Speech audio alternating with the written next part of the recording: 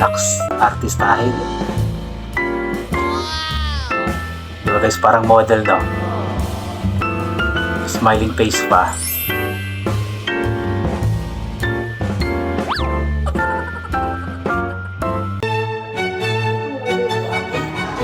Para kayong mga artista na ka.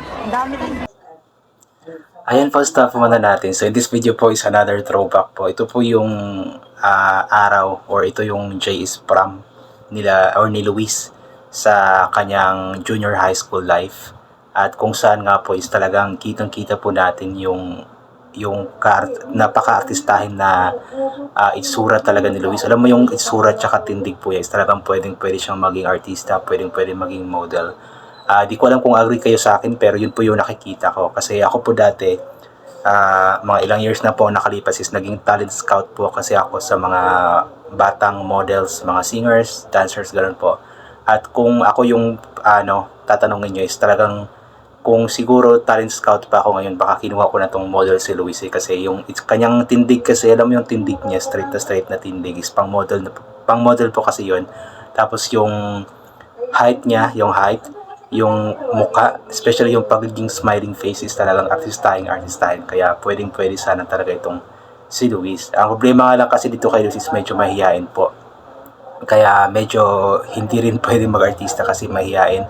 Si Luis po kasi kapag siya lang mag-isa, nahihiya po talaga ito. Pero kapag may kasama naman siya, marami sila, especially mga close friends, mga kaibigan, is talaga lumalabas din po yung tunay na talento ni Luis, which is alam po natin na isang napaka-talented at napakagaling na bata din po talaga nitong si Luis. So gusto ko lang pong balikan ito kasi sobra ako natutuwa talaga sa itsura ni Luis dito, sa suot niya na Americana or tuxedo bang tawag yan.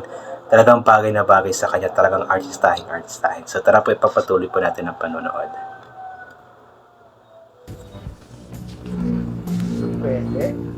Pwede yan. Diyan pa lang na nagsusukat is artistahin na. O, diba? Tapos dito. Paka-inosente ng mukha. Naks, Hello po, ako nga po pala si Luis from Pampanga po. tawa. Eto na. Naks. Bumaba na ang artista. Galing.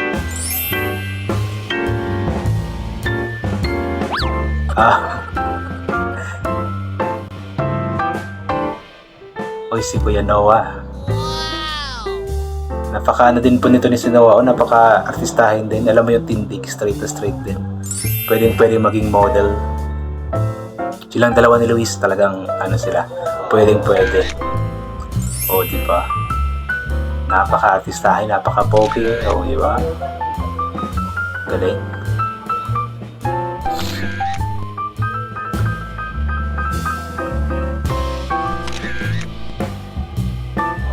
Grabe, no?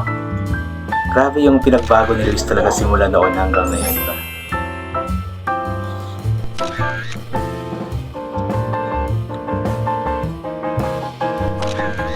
And stop ko muna guys dyan. Alam mo yung talagang yung isura ni Luis, yung kanyang tindig is talagang pwede mag-artista, pwede maging model.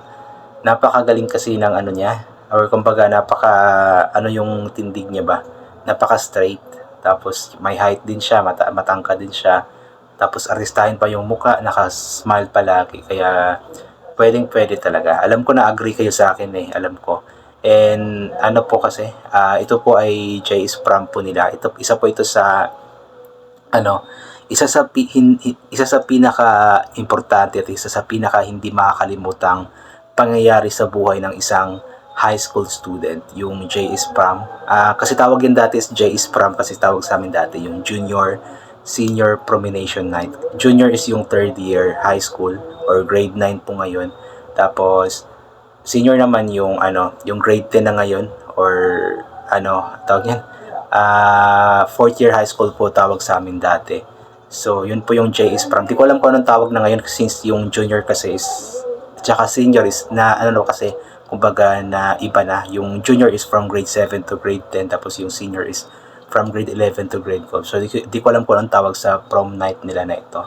Baka lang, junior prom night. Ganun ba yan? So yun na, ipagpatuloy po natin yung panonood. Kasi kitang-kita po talaga dito kung gaano kasaya si Luis sa experience na ito. Yung experience talaga na alam kong hindi makakalimutan sa buong buhay niya. Kahit nga ako nung nangyari ito sa akin nung high school, is hindi ko rin po makakalimutan. Especially na nakakatawa po yung mga nangyari sa amin. Kasi di naman in-expect yung mga ganoong mga bagay na ganoon pala yun. But then ito, ipagpatuloy po natin. O diba? Talagang mas namumukadkad yung pagka-artistahin niya dyan, no? Compare sa iba. Parang siya yung main character. Main character. Siya yung bida dyan eh. O diba? At inosente yung mukha. Smile. Para kayong mga artista na ka. Ang dami din. Ha? Mga kaibigan niya, classmates.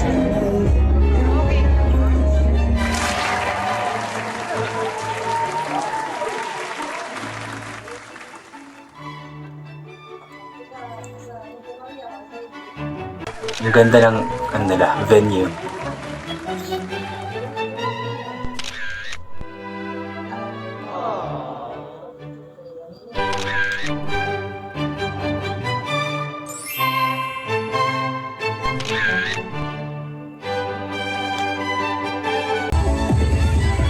Ang daming chicks ni Luis.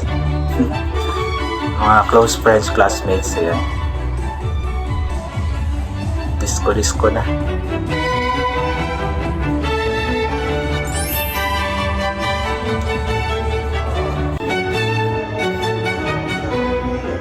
Ganda pala ng partner niya, no?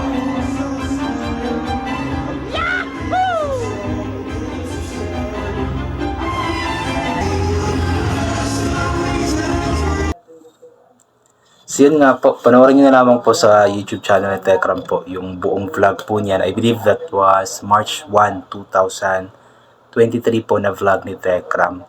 And dito sa ginawa ko pong reaction videos, of course, cut na po yun. Of course, alam nyo na po na tinanggal ko po yung tao na hindi dapat natin makita or ayaw natin makita kasi baka makasama lamang po ng ating ginawang throwback for Luis. Focus lamang po tayo kay Luis sa pag-promote kay Luis. At kasi dati, alam naman natin na talagang nasa likod lamang si Luis. So ngayon is talagang ihaharap na natin siya kasi siya na po ang bida ngayon. Ayan. So yun, I think hanggang dito na lamang po muna itong gagawin ko na throwback. So, inuulit ko nga po palagi, huwag rin po natin magsasabi po salamat sa lahat ng mga bagay na atin natatanggap kahit na di po natin ito hinihingi. Kasi nga po lahat ng mga bagay na meron tayo ay kalob sa atin ng ating Panginoon at wala ang mga bagay na ito kung hindi dahil sa Kanya. So God bless po and bye for now.